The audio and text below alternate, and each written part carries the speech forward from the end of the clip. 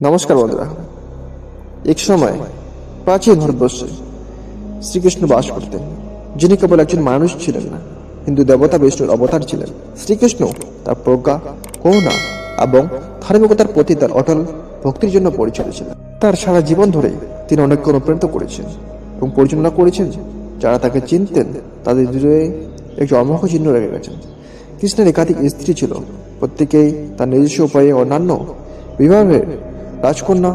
রুক্মিণী ছিলেন তার প্রথম এবং প্রধান রানী। সত্যভামা তার প্রচন্ড অনুগত এবং দৃঢ়তার জন্য পরিচিত একজন বিশিষ্ট স্ত্রী ছিলেন। তারপরে জাম্ববতী, নাগনাচিতি, কালিন্দী এবং অন্যান্যরা ছিল। প্রত্যেকেই কৃষ্ণের জীবনে তাদের নিজস্ব গুণাবলী এবং শক্তি নিয়ে এসেছিল। কৃষ্ণের মৃত্যুর পর তার স্ত্রীরা গভীর শোক এবং অনিশ্চয়তার মুখোমুখি হয়েছিল। তাদের প্রিয় স্বামী, শিক্ষক এবং গাইড হারানোর একটি ভারী বোঝা ছিল। যাই হোক, তাদের দুঃখের মধ্যে তারা একে অপরের প্রতি শক্তি খুঁজে পেয়েছিল এবং কৃষ্ণ তাদের শিক্ষা দিয়েছিলেন। রুক্মিণী সর্বদা অনুগ্রহ এবং প্রজ্ঞার মূর্ত প্রতীক। অন্যান্য স্ত্রীদের পথপ্রদর্শক ও সমর্থনের ভূমিকা গ্রহণ করেছিলেন। তিনি তাদের কৃষ্ণের শিক্ষার কথা মনে করে দিয়েছিলেন, তাদের বিশ্বাসে এবং তার প্রতি তাদের ভালোবাসার সান্ত্বনা খুঁজে পেতে উৎসাহিত করেছিলেন। সর্বভামা তার জ্বলন্ত চেতনার জন্য পরিচিত। তার দুঃখকে কাজে পরিণত করেছিলেন। তিনি দান্তব্য কাজগুলি গ্রহণ করেছিলেন এবং সম্প্রদায়ের সেবার নিজেকে নিবেদিত করেছিলেন। দয়া এবং করুণার কাজের মাধ্যমে কৃষ্ণের উত্তরাধিকারকে সম্মান করেছিলেন।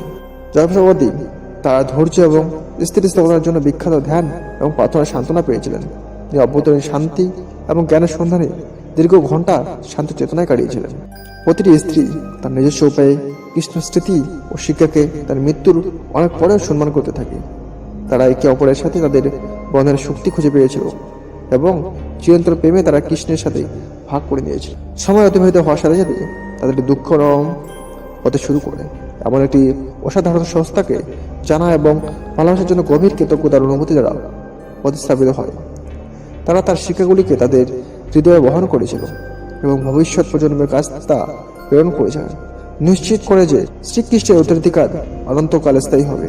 এবং এইভাবে তার শারীরিক স্থানের পরেও শ্রীকৃষ্ণ তার শিক্ষার চিরন্তন জ্ঞান এবং তার অনুগত স্ত্রীদের স্ত্রী ভালোবাসার মাধ্যমে অর্ধীয় আত্মাকে অনুপ্রাণিত উন্নতি করতে।